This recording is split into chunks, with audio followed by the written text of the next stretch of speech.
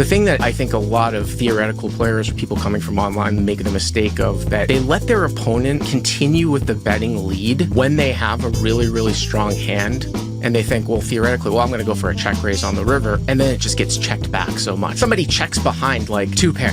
Like, it's like Jack 9 deuce 3, you check call, the river's an 8, and then they just check back Jack 9. The point is that a lot of guys will check back really strong hands on the river that they should be value betting. So if you have a really strong hand like a set or something that's better than 2 pair, you don't get the value. They're just a lot of times, like, if it was like Jack 9 4, you had opened with like pocket 4s from early position, they raised on the flop, you called, they made the same bet on the turn, like on a 5, you called, and then the river was a deuce, and then it's Jack 9 4, deuce 3, and then they check back Jack 9 on the river, and you don't get the check raise in at the end. That's like another one that a lot of people make a mistake.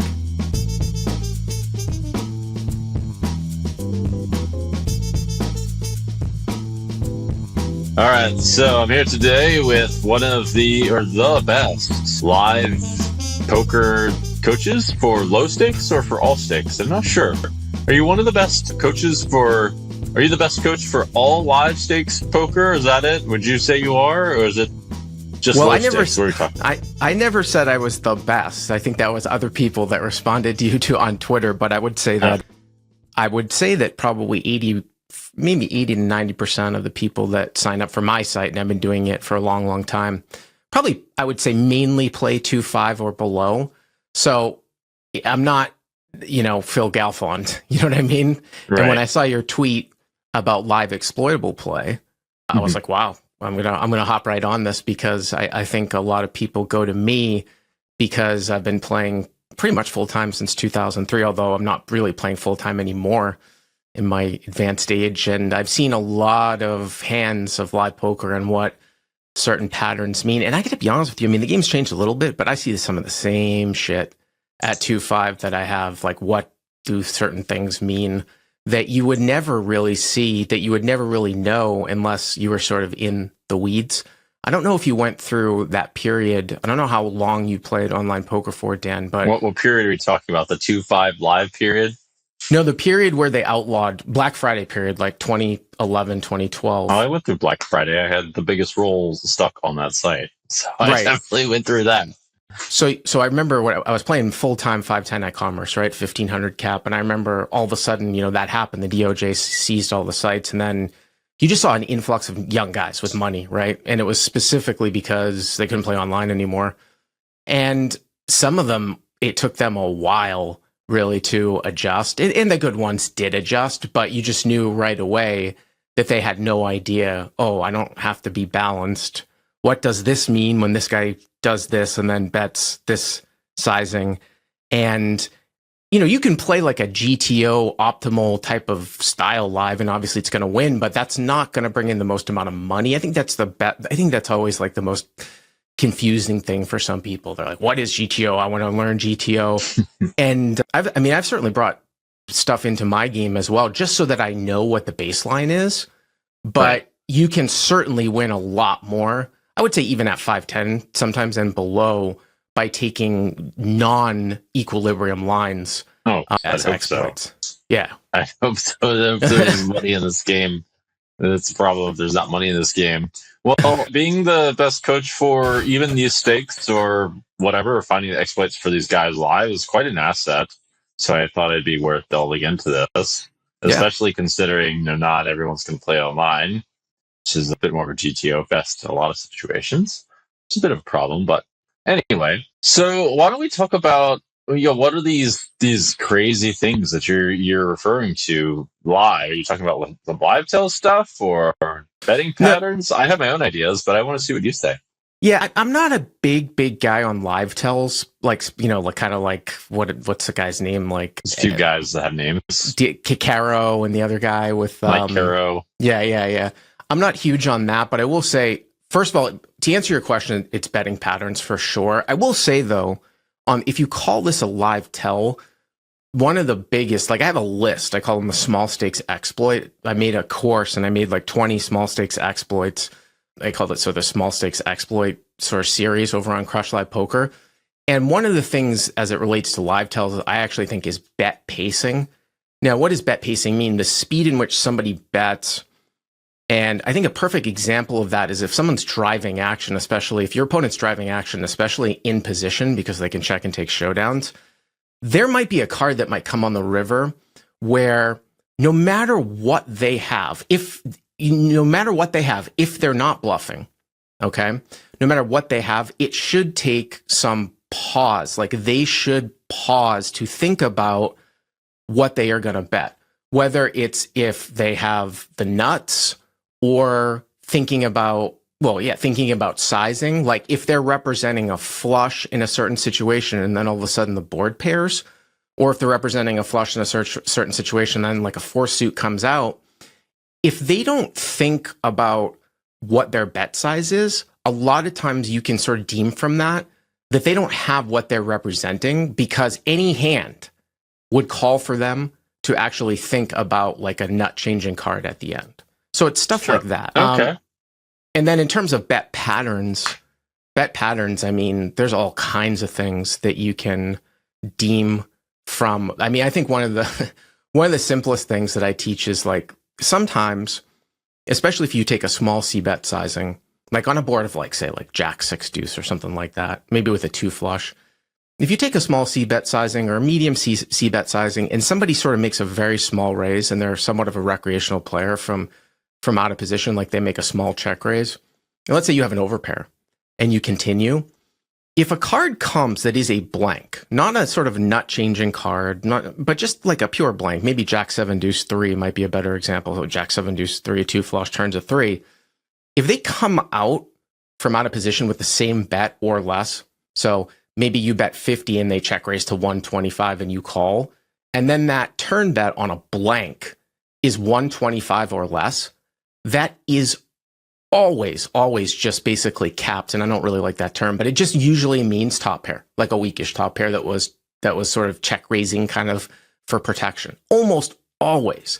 That's one of the best sort of bet sizing patterns that I continue to see. Now, people can sometimes get a little bit confused because if the board was like, Jack 10 3 and a guy had Jack 10 and he check raised you and you called and you weren't really sure what he had, and then the turn was a queen and he follows up with a small bet, that doesn't mean that he only has top pair. He could have Jack 10. He's just scared now of ace king or scared of other like 2 pair types of things. I'm talking specifically like kind of on a blankish card on the turn. That's one of the tried and true bet stuff like that. Yeah, I know which bet pattern you're talking about. I've played quite a few hands, and I can confirm this actually. Yeah. I've seen that one quite a bit, particularly in that spot. People have quite a large disbalance in how they play. I mean, I haven't played nearly as much live as you, at least at low stakes or whatever. I played quite a bit at whatever.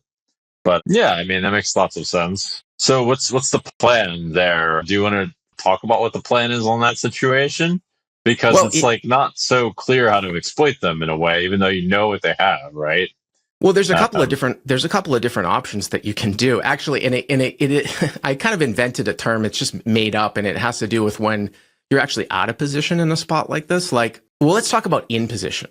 So let's say that happens. Somebody sort of like, check raises you on flop. You're unsure. You have an overpair, and maybe they could have 2 pair because they're coming out of the big blind, and you call, and then on a blank they make the same bet or less, right? So there's 2 different options, right? You can put in a small raise actually, and you would be surprised how often you get called just to build the pot up. Or you can gamble if there's like a front door flush draw, or if the board is draw heavy, gamble with a call and hope for a blank and just blast the river huge, and you'll get called, and these guys will sort of put you on like a busted flush draw.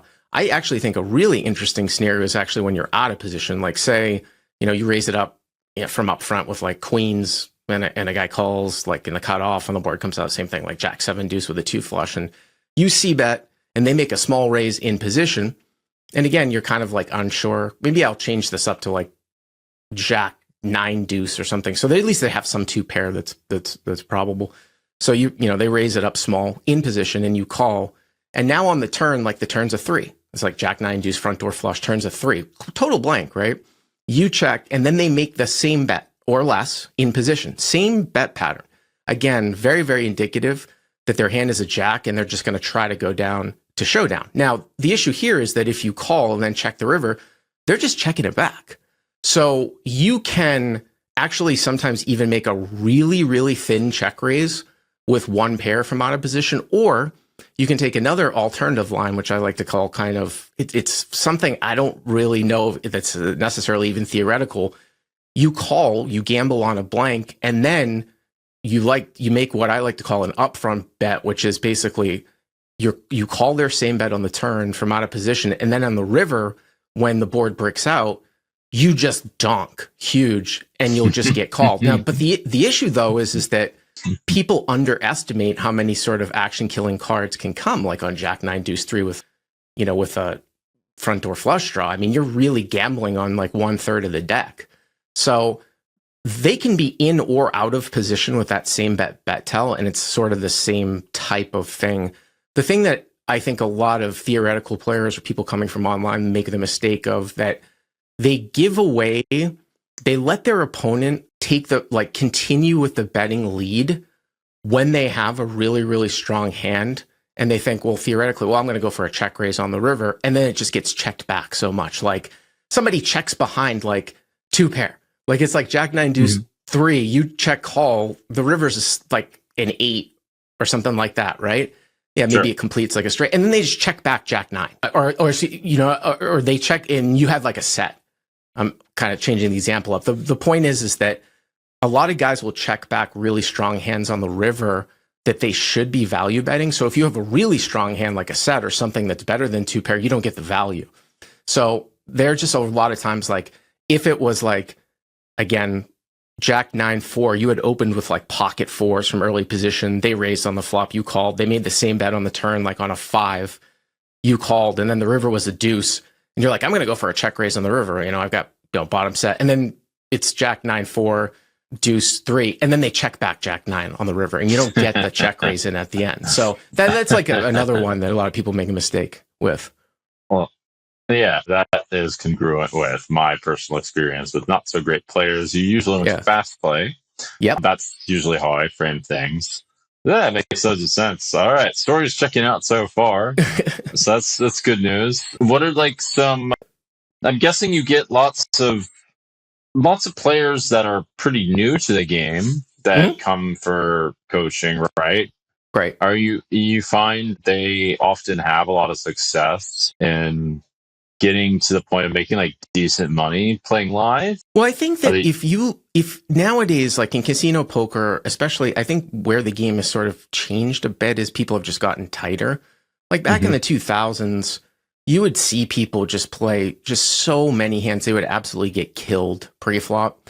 And now, especially where PLO is now prevalent pretty much like everywhere, the really gambly players that want to play a lot of hands have basically either quit or just migrated over to PLO because they can get away in the short term with playing hands in PLO that would be like the equivalent of like deuce 4 offsuit and hold them, just because, it's 4 cards they have a chance to win. Nobody can limp with deuce 4 off like they used to, like from under the gun. They're just going to get absolutely destroyed. So if you teach a new player kind of like very, very fundamentally sound pre-flop, and you teach them to value bet, and one of the other big things to understand is that, especially at 2-5 or below, the frequency of check raise bluffing, or of you being check raise bluff on the river, is almost nil. So if you kind of live node lock that concept where you're very, very seldom ever getting check raise bluffed on the river, it allows you to go so thin for value in position because it's a free roll bet. You're never getting blown off your equity. So I think that's one of the best things that people learn really, really quickly is like, you don't check back on the river with a hand that you think is good. You can take 1 pair hands for 3 streets and no limit, especially when you unblock top pair.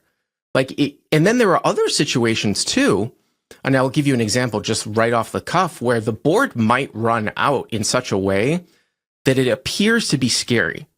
So if you bet the river with 1 pair, your opponent thinks you are somewhat polarized, even though they might not even know what polarized means, and you'll get called off. I'll give you an example. A guy limps under the gun, and you raise on the button with aces, and the guy calls, and the board comes out like king 5, king deuce 6, and he check calls the flop, and now like the turn is like a 4. was like king deuce 6-4. And he check calls the turn. And now the river's a 5. So it's like king deuce 6-4-5. And it puts a one-liner out there to a 3, right? Mm-hmm. There's a very, very good chance that that guy from up front has like king, queen, king, jack, king 10. Mm-hmm. And you can bet aces on the one-liner in position. And you'll be amazed how often you'll get called, because if that opponent puts themselves in your spot, they would never bet aces. So they think when you bet, you're bluffing a lot. So you're allowed to go really, really thin sometimes on very, very scary boards too, because your opponent wouldn't do that. So I think it's a lot of understanding pre-flop and getting the most value from your hands.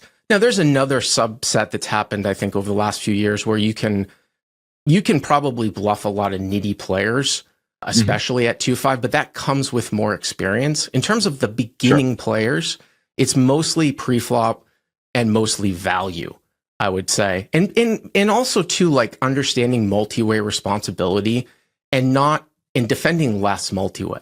Like not overcalling like a flop c-bet and a call with like second pair. Stuff like that, where just understanding that the more long-handed it is, the tighter that you have to play basically post-flop. Those are pretty simple concepts. You know, one of the cool things about my career is I've been to China probably 15 times. I haven't gone over in quite some time. 15? But yeah, between 2011 and 2018, I actually coached some of, I guess you would call them Chinese, really, really rich recreational players. I taught maybe 5 or 6 of them on multiple different trips. And part of the reason why I got called over there was because they were getting killed at the high stakes games in Macau, Star World, private games, to the point where like some of the people that were winning thought that these guys were losing so much that they were going to quit. And they wanted to bring somebody in to at least try to teach these guys like in a crash type of format up to where maybe they could lose less or even break even. So I had kind of come up with a system with these guys, and I used like a translator where I'd bring these guys from huge, huge losers to maybe like small losers. And it had a lot to do with them understanding that they can get value at the end with their hands. They shouldn't just like check it back. And also fast playing their hands, right? Not slow playing. That's another thing too. So that was just a great time for me. I went all over China, saw some of the biggest games in the world. I mean, I remember railing a guy, sitting behind a guy. I didn't talk to him during the session, but I would just take in my notes, the hands that he would play. And then we would talk about it after the fact. I think he was playing 20,000, 40,000 Hong Kong dollars, no limit at Really? Star World. Yeah. Yeah. So really some of the biggest games in the world. It was really cool. Yeah. I think I played such games. Pretty sure that's what it was. It's like 4-8. No, it's like 3K, 6K USD, something like that. Yeah, it's like 1/8. So if they were playing like 5,100, it would be like 6,000, 12,000. Did you see any like crazy hands, or what other kinds of crazy things happened in China? I mean, I saw this was before they started playing short deck too. For whatever reason, I thought PLO would like go over there. Like these guys would love to gamble with PLO, but from what I've seen, it hasn't really gotten really common over there. But they play like a lot of short deck now, like at the really, really high stakes. Oh, I know short deck. Yeah, short deck is again like kind of a gambling game. And what people don't realize about short deck, unless they change the rules, is that it's like hand to hand, meaning, you can correct me if I'm wrong, like you can rat hole, like no matter how many chips you have in front, you're only playing a certain amount effective, right? Each hand? Depends. That's not always... does it depend? Yeah, it depends on the game. That's not always true. Okay. Well, when I started to see it first, like proliferate over there, that's how they played it. So it was just super, super gambly. And one of the things that I would say that I thought was kind of like amazing, one of the interesting things was they were really, really big on insurance over there in big, big pots. Mm-hmm. And I remember one of my students, my original student, got to be the point where he was a big winner in the game. And he realized like how negative EV taking insurance was. And if people don't know insurance, like instead of running it like more than once, let's say that, you got it all in on the turn with a set or something like that. And a guy had like a flush draw. So he had only like 8 outs because one of his outs wasn't good. They have like a little card printed out that says like, okay, I have 8 outs. Like, how much do I need to pay? Where this is the person who's ahead.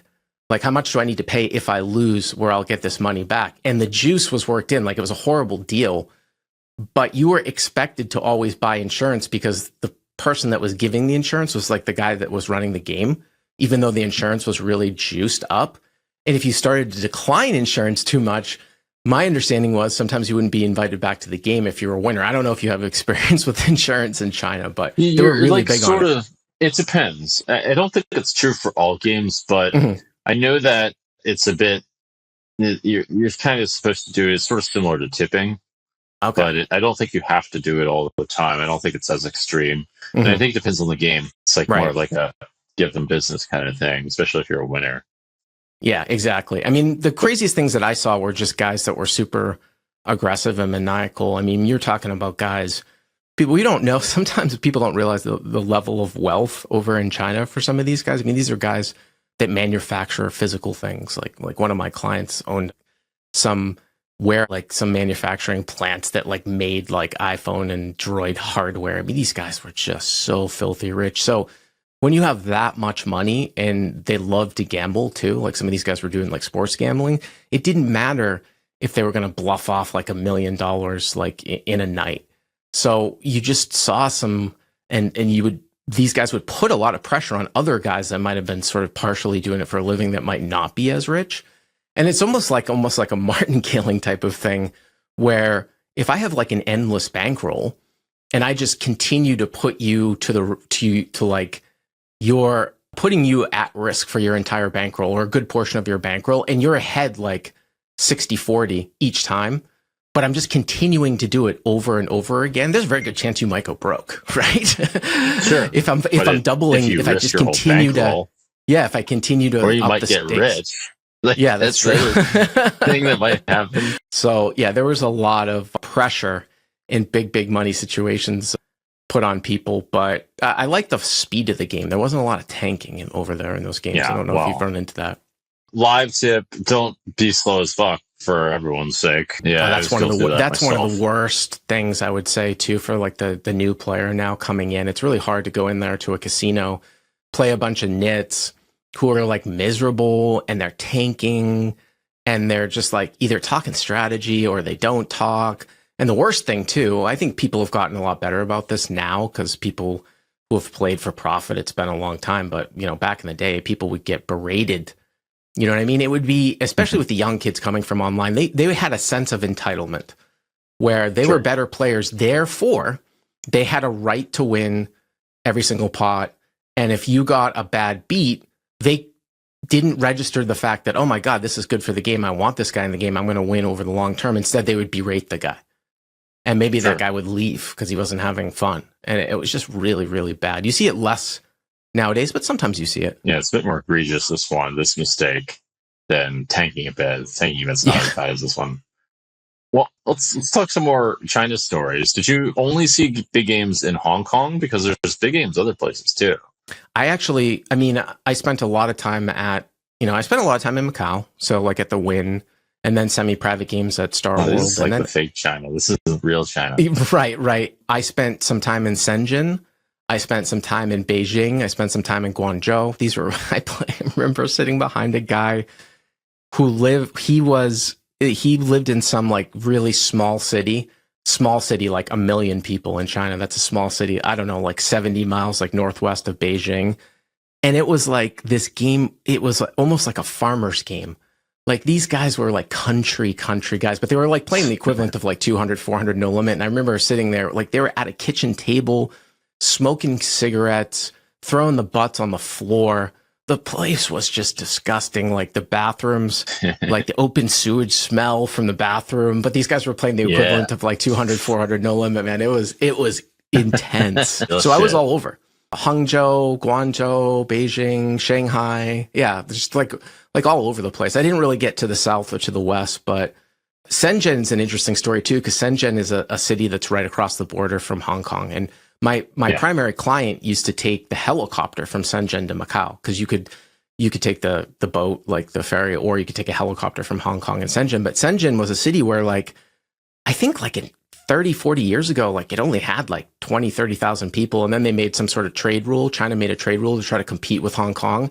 Flip forward 30, 40 years later, it's like 15, 20 million. Like it's amazing. So it's just stuff in China. Like there are so many cities with like over 5, 10 million people that we've never even heard of here. It's just crazy. Yeah. I've been to a few myself. They're very impressive. Yeah. They're very impressive. I got a new perspective on China seeing some of those cities. I know that, and I was always really treated well there. And I don't know because it was just because like I was the coach, but I really liked it. The interesting thing though, and part of the reason why my sort of coaching like kind of wound down has kind of to do with the political system. Like a lot of those guys who are really, really wealthy, they just got out of China. Like they're out of China. And I think that comes from it's new government there. Yeah, they just know that the clock's running, and at any time, maybe the government could be like, "We're actually going to be socialist communists. Why do you have all this money? We're taking it." That's a very, very very basic. My understanding is that the government is actually doing its job and doing the right thing, and a lot of these super rich guys are doing all sorts of bad things. That's my current understanding. I don't really know, but that was what I was told. Is that actually it's not like just because they have a bunch of money, it's more they've got money for bad reasons. Well, I don't know. Well, I mean, is this? Well, I'll tell you a rule that really was up. Put these guys up against the wall was that unless the law has changed, I remember that there was a law in China where you could only take out the equivalent of 50,000 US out of the country per year, or maybe even for a lifetime. So these guys were so rich they had to figure out a way to get money out of the country. And a lot of times you see that on the West Coast with a lot of like Chinese, these houses or, big buildings in New York and San Francisco owned by, paid for by cash by people in China. That's them trying to get their money out. So if the government's doing their job enforcing that rule, yeah, sure. I know that there was a lot of those sketchy ass like jewelry stores and stuff outside of the Wynn, like in Macau, lots of money laundering. One of the biggest junket is, that's another thing too, people don't have a concept of here. A junket is sort of like a group. If you're a rich guy and you want to like gamble on baccarat and go into the casino, a junket will sort of put your package together, get your hotel, stuff like that. But they also like bank behind the house. So if somebody was playing at the Wynn like $5,000 per hand, the junket would take 10 times that amount behind on their action. So the guy was actually betting 50,000, but he was betting 5,000 with the casino, but then like 50,000 behind with the junket. And the junket would sometimes have like their own private casinos in the casino. But I had heard that one of those junkets really got busted up. I think it was Sun City or something like that recently. Mm-hmm. And then the other thing too that I find interesting over there is there's kind of a similar type of system that I equate to when online poker was somewhat legal here, where everybody would bet offshore with the Caribbean sites. This is like this might predate you, Dan, like mid 2000s. A lot of offshore gambling that was like in Curacao and stuff like that. That kind of goes on in China, but in the Philippines, because you're not supposed to be gambling online in China. It's illegal. But a lot of companies service Chinese citizens, and the industry is all in the Philippines. Mm-hmm. And there's this, but they can't necessarily block it. So there's this whole thing with that. So it's really interesting situation over there with gambling. Sure. Yeah. That surprises me. I know a bit about that. I know about Sun City and all that. Yeah. I know that there's some kind of game that was played that there's this guy whose nickname was Chairman, and he's not a pro in the game that we played, but he apparently played some incredibly high stakes game somewhere in China. And it must have been much bigger. And the game that he played, at least with us, was like a 10 million US buy-in. Wow. But God. I don't know what game he played in China, but I heard it was like incredibly high with like people that run the country and that kind of thing. I mean, it wouldn't surprise me. And people might think, well, how do they pay like all this money like back and forth? And that's where the junkets come into this too, like facilitating like, I put money here, like in this city, and then it somehow gets to Macau and I can play it. And so it's a whole, there definitely needs to be intermediaries. So if the government's kind of going after that type of behavior, they sort of go after the intermediaries, which is why you see like these issues with the junkets and things like that. Oh, okay. I don't really know a whole lot about that, to be honest. All I know is that China's government appears to be doing its job. Okay. Who would have thought? like lack of corruption. Matter of fact, one thing I recently learned about China is that I went to Sanya recently, which is the island south of nearby Hong Kong. And it's so, how do I say it? Like, one of the reasons why poker's allowed to operate there is because they're like showing the government that they're doing good things and that sort of stuff, and even doing some charity. So it's like, okay, like, it's not because they're bribing officials or something like that. It's because they're showing poker to be mostly a good thing and they're packaging it a little bit differently than this like degen game. So I thought, okay, this is an interesting lesson for America and these kinds of things. So Is that yeah, is that in Hainan? That island begins with an H, Hainan? Because that was the only place that I thought that gambling was tolerated or legal in China, and actually mainland China. It's like not really legal, but they tolerate it, and it's called Hainan. I thought it was actually Hainan, yeah, risky situation, but it doesn't sound that risky on second thought, just because it basically works because people are doing the right thing. As a matter of fact, believe it or not, they're actually making situations that are a bit more beneficial towards VIPs, like not multiple entry tournaments, and they give some deals on the rooms and things like that. Well, one of the things they used to do in Macau at the Win, which I was right away when I first went over there, I was like, oh, this is interesting. They used to, in the highest game, they used to keep a seat open for the VIP. Yeah, they still do that. Oh, they do. But they don't really do that. Maybe it's just because our games are more sort of curated, like at the private level, but you can't, they're not going to have a game that's public where they're just keeping one seat open where there's a list. You know what I mean? Maybe it's a little bit different now because these quasi-private games like in casinos, but it never used to be that way, you know? Well, I still think that's a good practice for the U.S. The Chinese have quite a few good practices. So no more giant pots or crazy weird things that happened in China that you're forgetting to mention? No, nothing really. There was nothing really crazy. But again, dealing with that level of wealth, I never really saw guys. I mean, there were guys that would go on tilt, like go on raging tilt, but nobody was like really, no one was really pissed that it wasn't necessarily about the money necessarily. It was just about the fact that they lost. So it's just kind of a different, like I said, it's just a different level of when somebody's got so much money and they love to gamble, the maniacal play, doing crazy shit when they lose to try to like get it back. But for the most part, there wasn't anything like you'd ever see like at Hollywood Park, like some sort of fist fight or something like that. You know what I mean? It was all pretty contained. Sure. One story I've heard, by the way, the origins of short deck is that allegedly someone lost like an enormous amount one day and they started tearing up all the bad cards, like the 2s, 3s, 4s, and then everyone just kept playing, and that was how short deck was born. That's pretty cool. That's pretty cool. I hope that's how it happened. I don't know. I kind of doubt it. Somehow it just like came to consensus, like, you know what, fuck, let's continue. But even when you play at the high, talking about live exploits, like even if you play in really, really high stakes games, I assume there's different, I don't know what live high stakes games you play, like a game that might be set up like on high stakes poker, any game that might be streamed, right? I know you played a Hustler Casino live a few times. I would say that a lot of times a guy like you coming from a really high stakes winning online background would only play in these types of kind of curated live games where exploits would be a big part of it. Is that accurate? Not only play, but yes, a lot of the time there are quite some exploits. I've noticed quite a few things over time. I mean, I think people are really quite predictable and it's hard to change one's own patterns for multiple reasons. You have to be that aware and then you have to actually make the change. Yeah, some of the things you said ring a bell for me. I would give more exploits personally, but I mean, I guess you can't give all of them, so there's that. How about just people usually have under bluffing frequencies too? Yeah. Especially on later streets. That's another thing. I would say that's true. This has been found also by data. I don't know how much data really there is on live poker. I would say that people play quite a bit differently in live than they do online as well, for some reason.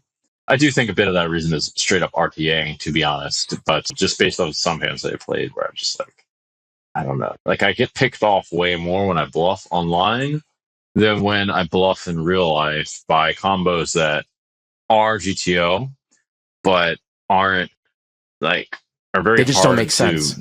Figure out in real time. It's not that they don't make sense. They're just, you need a really deep understanding, and you'll also need to think that the other guy is running that bluff in that spot. Non-intuitive, Yeah. maybe that's a better word, right? I Yeah. had a few hands like that where I thought, but It could also be the pace of play too changes the way that people play, right? If you're multi-tabling online. That's true. It's also just the way psychologically that things are framed, I think, makes a massive difference. Definitely the way things are framed in general for many people can make a massive difference on the perception based on how emotional they are, too.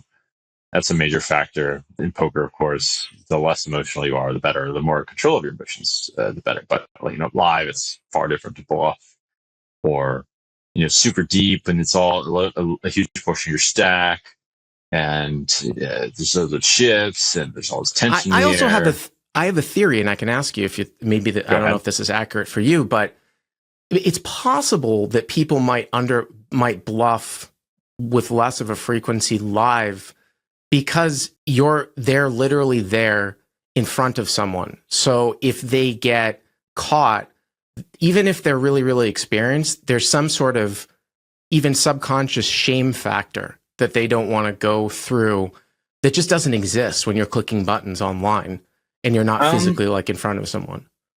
I don't know if it's a shame factor exactly, but there's more pressure. I think it's a similar principle as to when you're talking shit to someone online. It's very easy, right? But when you talk shit to someone's face, right now there's a little bit different, Sure. It's a little bit different. It's a much harder to talk shit to someone's face, but I think it's the same kind of idea. And I actually tend to agree. I think that it's not true for everyone. I mean, I suppose there are counter examples, but definitely the live factor will, for a lot of, especially novices, I think, make them bluff less. I would imagine that in your stakes, you see a lot of, or these low stakes, you see a lot of basically zero bluffing sorts of lines. That's my guess. Absolutely. By the way, while we're talking about Asia, that's not true in Asia.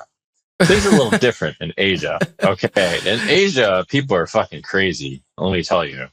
I've seen some stuff that I barely played in Asia. Well, one of the things I picked out, and I don't know if this was your experience in Asia in terms of a bet pattern thing, and maybe it was just because when I started going over there, they were years behind the theory, was that if somebody was using somewhat small sizing on a specific board that was supposed to be, say, small sizing, in a 3-bet pot, and this board is bet with 1/3 at close to 100% of your range, the Chinese guys would just almost always raise small sizing no matter what they had, because they would just deem it as weakness because they hadn't seen small sizing. It was kind of taking it back. If you used really small sizing back in 2004, 2005, when everybody used to bet 2/3 or one or full pot, no matter what, people would be like, oh, that guy's weak, I'm going to raise you. So I saw so much of that, just raising small sizing, which can sometimes make it a little bit difficult to play. I suppose if you're balanced, you're doing it with your bluffs and your value and your in-between hands. But I saw a lot of just hopping on small sizing as bluffs, way more than over here. I don't know about this one, but it doesn't surprise me at all. I think people raise small sizes quite a lot also. So there's that. I want to ask how...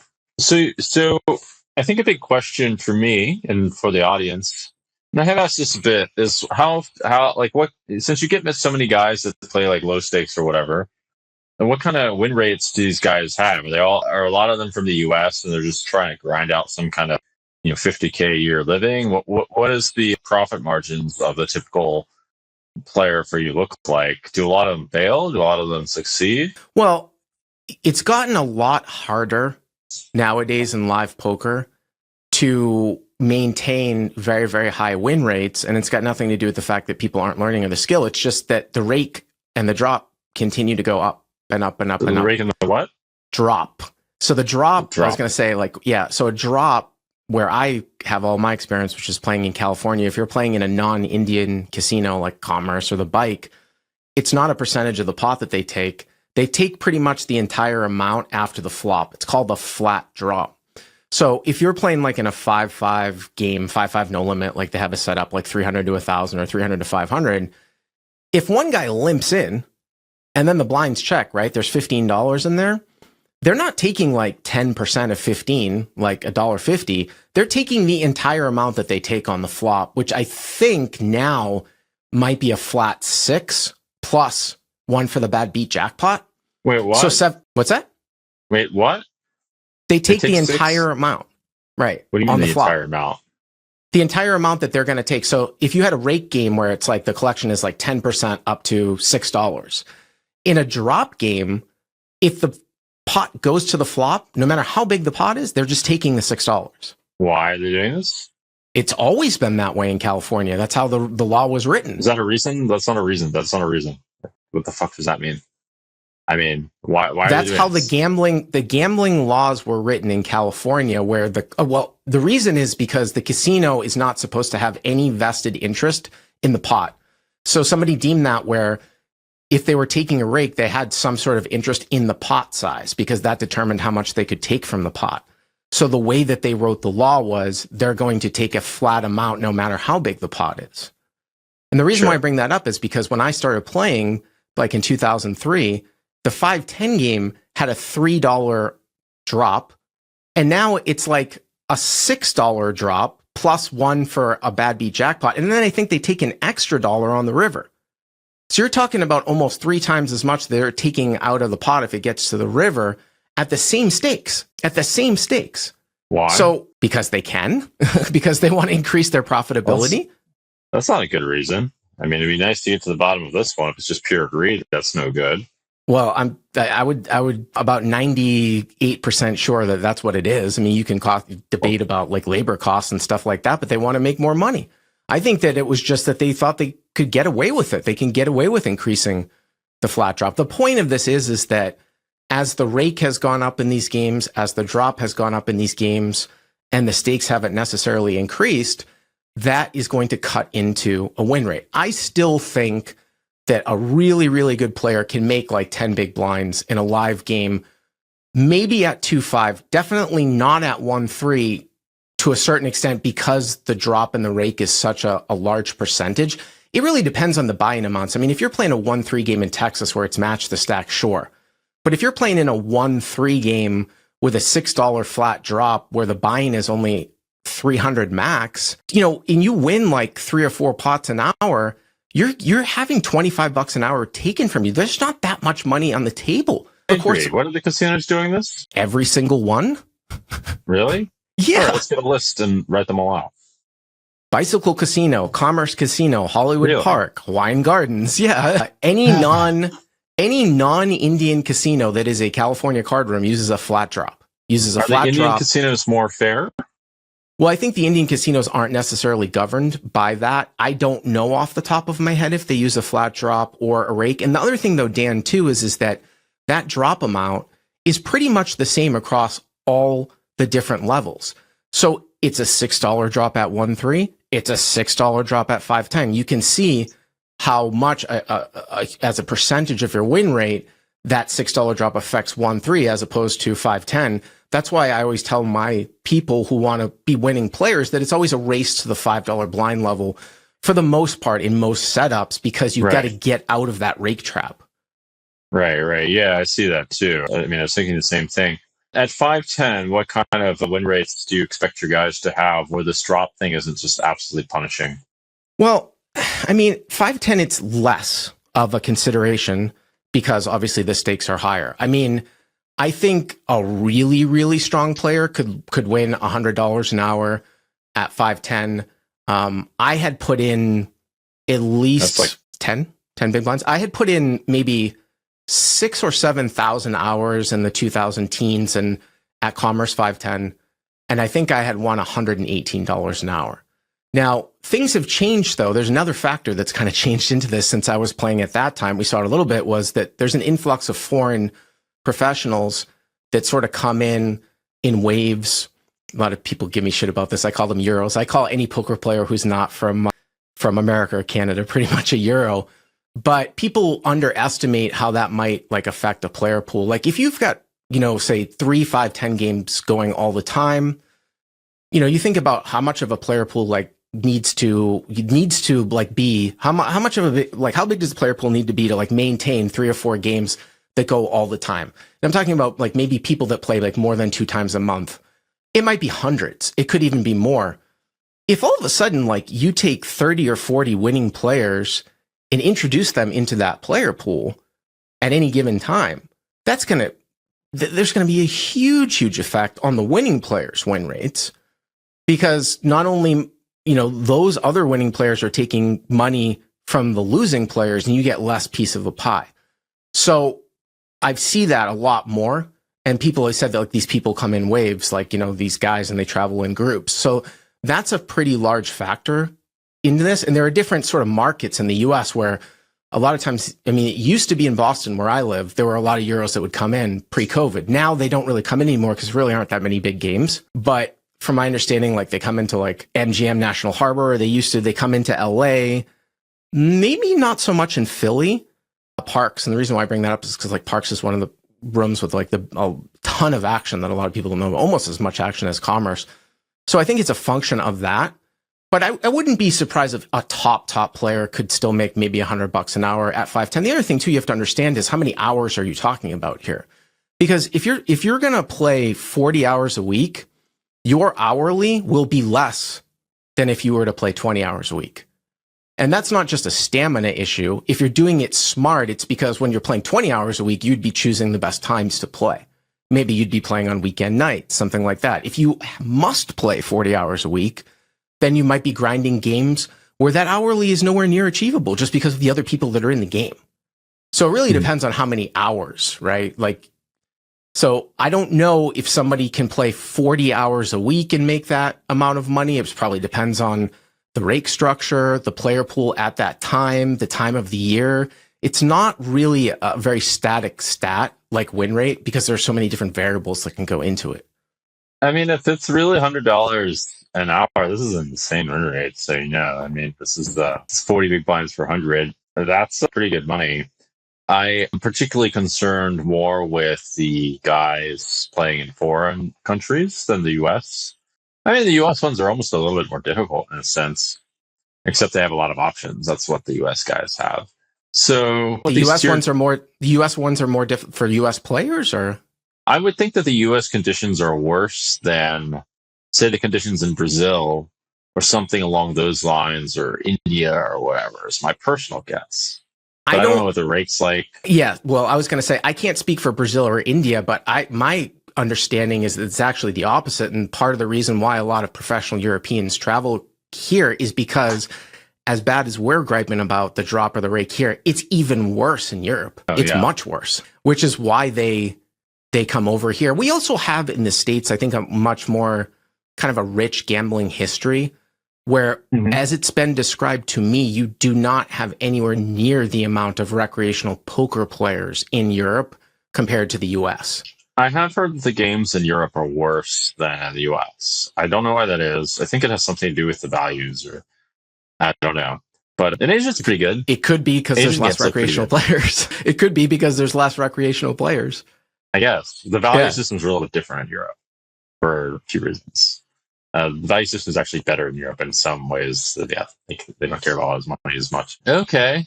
I'm thinking to look into this. I want to find out what the deal is with this drop stuff. I've got the question, how much does a tier 2 player make at 510?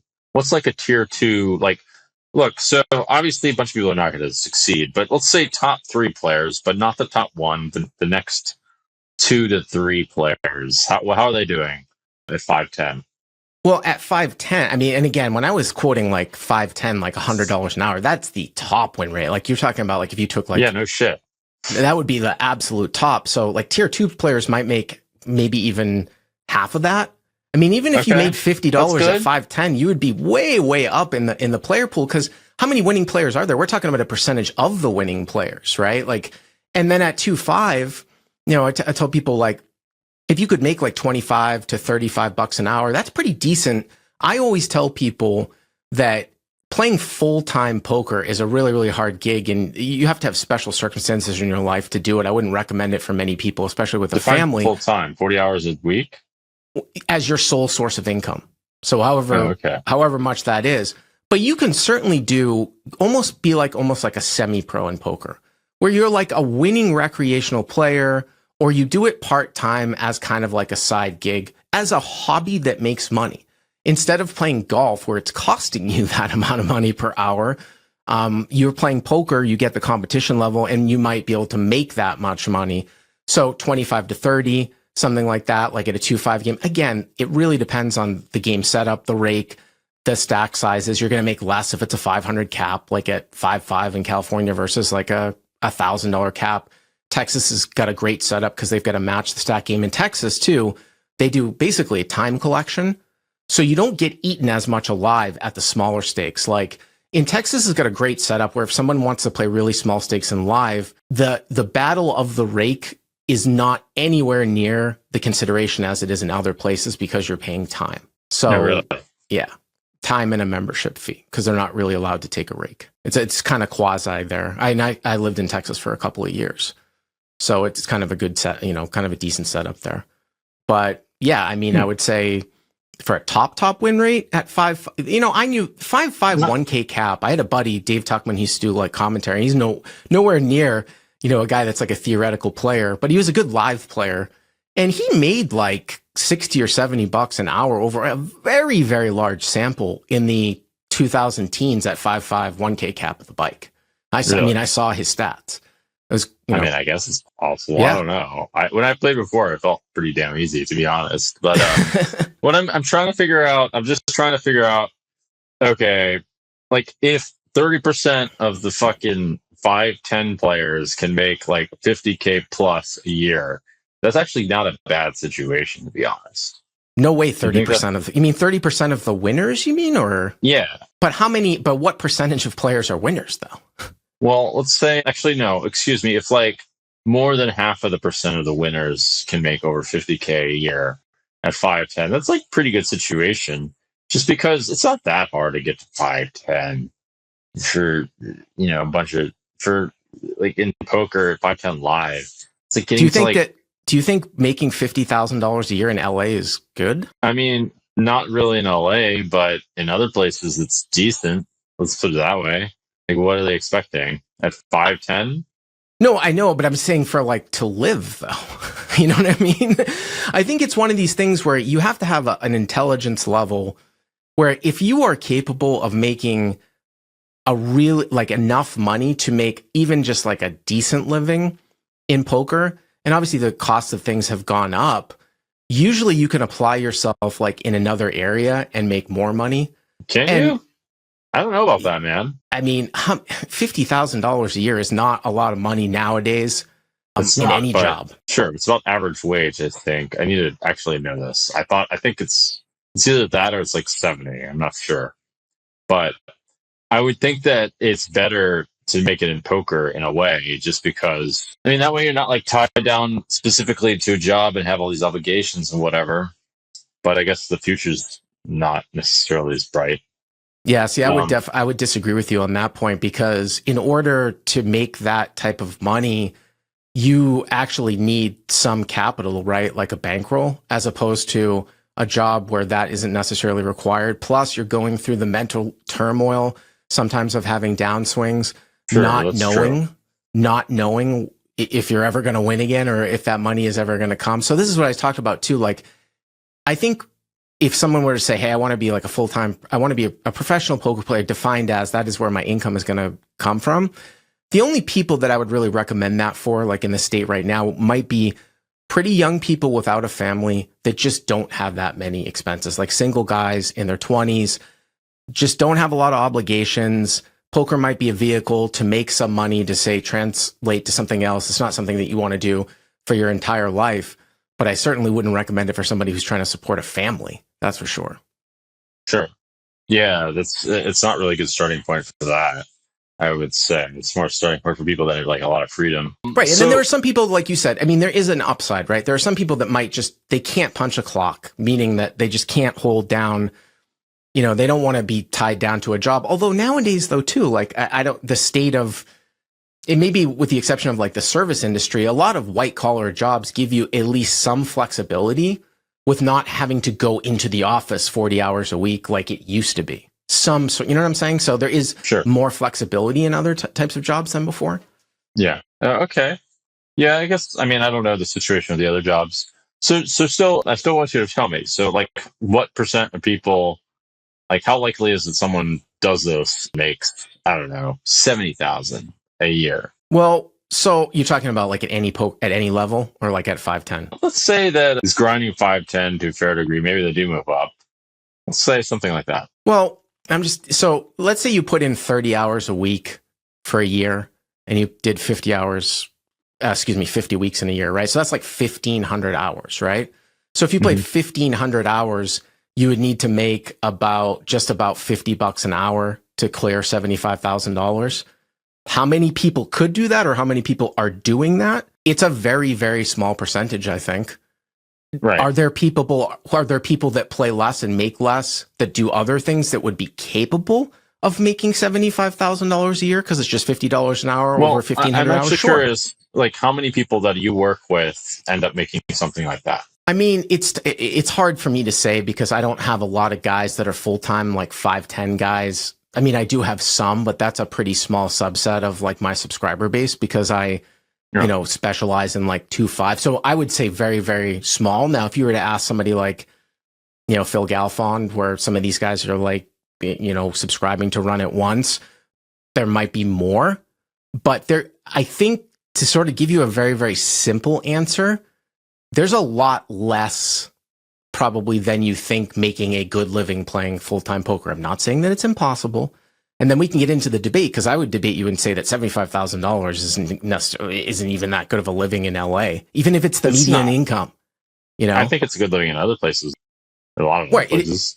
Right. And I don't know how prevalent, like in terms of game availability in other places that you could make that, like in terms of like how many 510 games there are. I mean, I always say to LA, because there's so many different games, because the player pool is so large. But if you played like in Tunica, you know what I mean? Or someplace like that, or wherever, there might not ever even be a 510 game. Florida is another example where it's probably like a cheaper type of, much sort of lower expenses. But I mean, how many 510 games are there at like Seminole Hard Rock?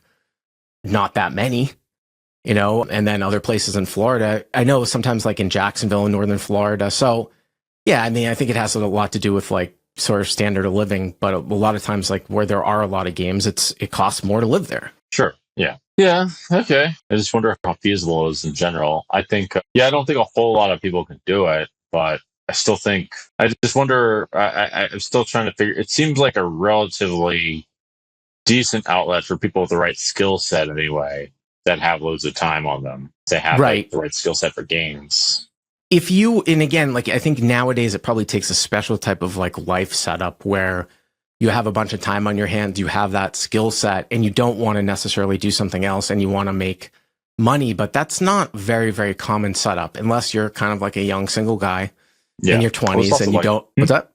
There's lots of young single guys, let's say that. Well, there are a lot of young single guys, right? But also, too, I mean, it actually takes, you talk about, well, I've got freedom. I'm not tied down to anything. I mean, maybe this was a fault of mine. One of the things that I went through at Commerce when I was playing there full time was, say my win rate was a really, really, and I know I had one of the top win rates at that time at like 510. Say it was like, $120 an hour or something like that. When I was playing close to full time, whatever, I put 30, 40 hours a week in.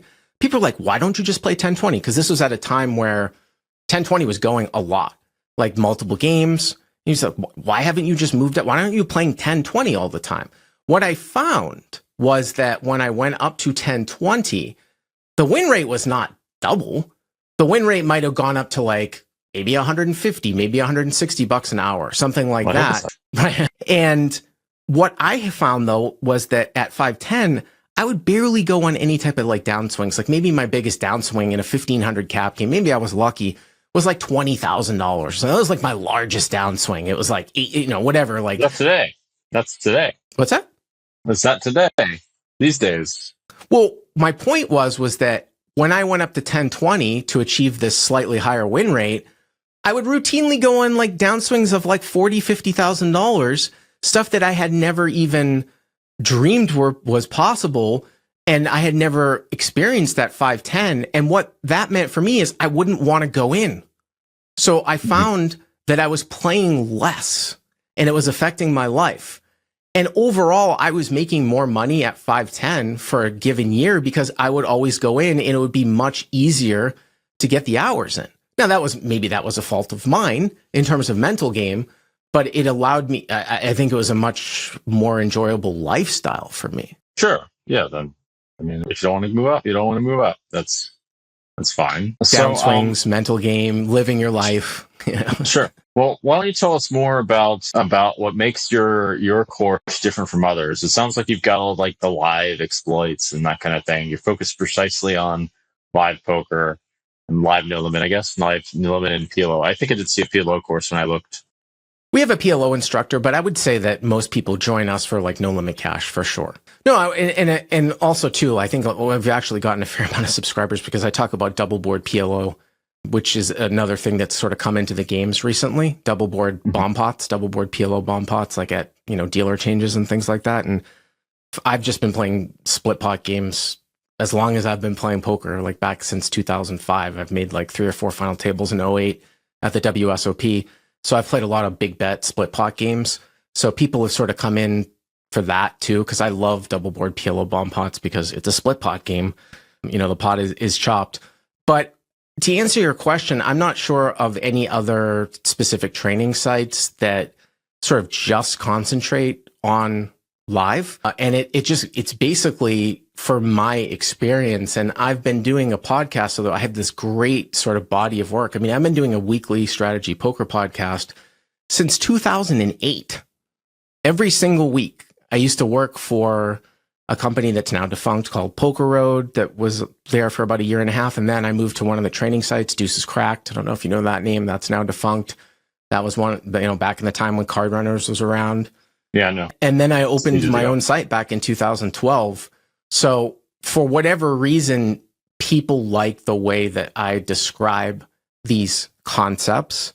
And you can get a lot of the stuff for free too, because I've been doing a weekly call-in show since 2017 where people call in on Mondays at 3 p.m. Eastern. We're going to change the time to 3 p.m. Eastern time. And then we take the best hands from that and put them up as YouTube videos. So Crush Live Poker's all over YouTube. So you can watch some of those call-ins and sort of get a sense of how I teach. And that's been a really good thing from my side, is like sort of the way that poker has grown on YouTube, because I think before Doug Polk started really doing YouTube back in 2017, it was weird. Like poker was on Twitch and stuff. It didn't really have a big YouTube following. And then he started doing stuff, and then the vloggers came out, and now it's all over the place with live streams, Hustler. I mean, there's so many different live streams. You're actually starting to see some new young blood, I think, because of some of these vloggers. And then shorts now too. Personally, that's not really I'm not a huge fan of that, but I understand the need for it, like very short, 60-second videos on poker. You look at Wolfgang Poker, the guy's got like hundreds of millions of views now a month on his YouTube. So I think YouTube is really good for the game, sort of the gamification of the game. And I think a lot of people have had access to the way that I teach by just sort of watching me talk through hands on YouTube when people call in hand histories. Yeah, sure. Doesn't tell me a whole lot. Can you give me like a concept or two that you think perhaps people really appreciate how you break down? Maybe got a lot of engagement on Twitter, that kind of thing. I think that people, when they first come on to the site and they subscribe and they learn some of the concepts that I talk about, like I keep looking to the side because I'm looking at my list of small stakes exploits here that I made a couple of years ago. They understand that if they implement those types of tools, I'll run it down for you really quick.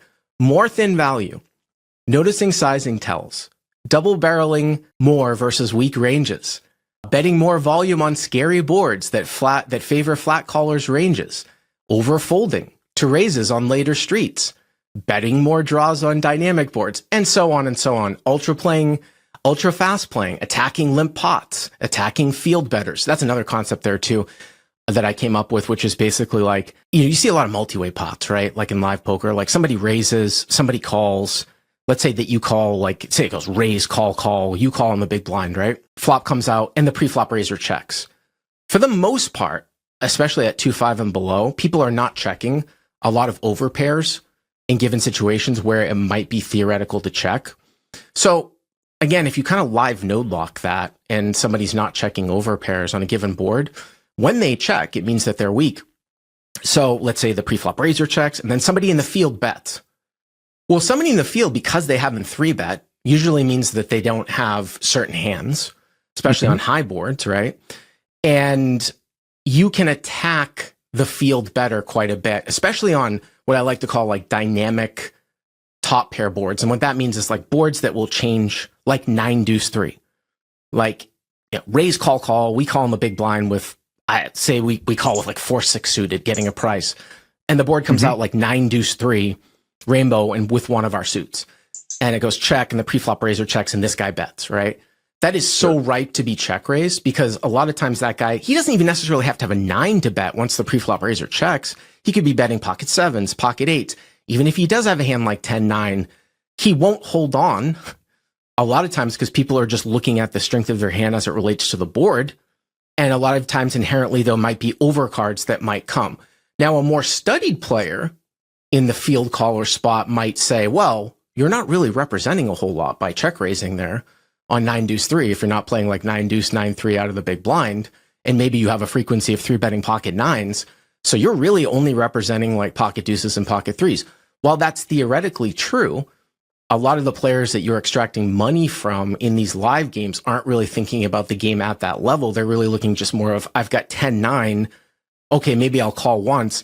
Now the turn's a queen, the guy just fired again, I can't beat the queen, I'm just going to fold. That's attacking the field better. That's another. Same thing can happen in limped pots too. So stuff like that, Dan. Stuff like that people haven't necessarily thought of. They're like, oh, I can implement that in my game. And they start to implement it, and it starts to work. And it really helps their game. Those are good examples, Seth. Those are good examples. We got to wrap things up in a second. Why don't you tell us where's the value at these days? You still think the value is at live no limit? Or I would have thought maybe PLO or even maybe double pot PLO. I will definitely say, this is coming from a guy that owns a training site that specializes in no limit cash. If I were to be playing full time, I would definitely have PLO in my repertoire. If not, that would be my primary game. And the reason why that is kind of based upon what I said back in the beginning of this interview, is that it doesn't take much to patch leaks to become, if you were a big losing player and you still wanted to play no limit, it doesn't take much to like patch some leaks and become sort of a small losing player. And if a guy is really gambling, he's either going to gravitate to PLO or he's going to play less hands pre-flop. So what that has caused is a lot of like the easy gambling money has moved over to PLO because they have more of a chance. So if you can become good at PLO, I think the overall win rates might be much, much higher. You'd be, if you really want to play full time, you really want to add like be able to play competently at all the games. But I would say that PLO is a game that you could even say almost is a better game. But the thing is that because it's so complex, and because a lot of people don't want to go through like the bad beats of losing like top set 5 times in a row and be put to a lot of difficult decisions like they are in PLO, it just hasn't grown. So no limit, there's still at least 20 times, if not more tables than PLO. So it's still way, way more popular than what PLO is. And I'm still happy to teach no limit cash. But like I said, if I was going back to playing full time, I would at least get to a point where I thought I was very competent at PLO and then be able to choose the best game in the room when I go into a game. Yeah, to maximize my win rate. That's a bit my advice, is to keep your options open so that you're not pigeonholed to one game for the people that really want to win it anyway. I mean, I've seen setups where I've walked into Encore, or when I used to walk into Commerce, where there'd be a shitty 5-10 game or a shitty 5-5 game, and a guy that only knew no limit, he's a pretty good player, and then just an awesome PLO game, but the guy didn't know PLO, so he was playing in the shitty no limit game just because he didn't know PLO. And that happens a lot. Yeah. This is why we got to adapt and not only have one trick up our sleeves, or even like work on a job. I don't even know, whatever floats people's boats. Okay, well, I'm good. That's promising to hear PLO is still on the map because It's still on the map. Yeah, it's just not anywhere near as popular still as No Limit. And I don't think it will be for those reasons that I stated. I guess so. Well, I know your site's crushpoker.com. It seems to be crushing. You've got Crush Live Poker. Crush Live Poker. Excuse me. Crush, no problem. Hey, I'm glad to see you on YouTube, though, Dan, in the YouTube streets. And I want you to take a look at that flat drop situation at 1-3 in Southern California. I'm going to ask and find out why casinos are charging that much. So hopefully I get some kind of straight answer, because I want to make the situation a little bit better for everyone. It could be, it looks like it could be greed on that side, but you never really know until you find out. And I personally believe that the solution to these problems is in the creation of the right kinds of systems in order to alleviate pressure for multiple people. The only problem with that in California is the licenses are all locked down. And areas that are grandfathered in, like specific properties, people don't know, like California's got a really, really rich history of gambling. And sometimes there are properties that used to be old restaurants or bars that could have gambling from a license from literally like over 100 years ago. When that happens, the existing casinos buy the licenses and shelve them. So it's not like, hey, I'm going to open a card room in LA. Good luck. Oh. Well, I will look into that. That sounds like a challenge for sure, but I'll take a look. And yes, thank you so much for your time, Bart. It sounds like your site's doing pretty well, and hopefully making like quite a few winners out there. Good to talk to you, Jungle. I appreciate you inviting me on the show. Good luck with everything. Oh, happy to have you. All right. Any last words? Right. No, thanks for, like I said, I wish you luck in everything that you do. All right. You too. See you later. All right.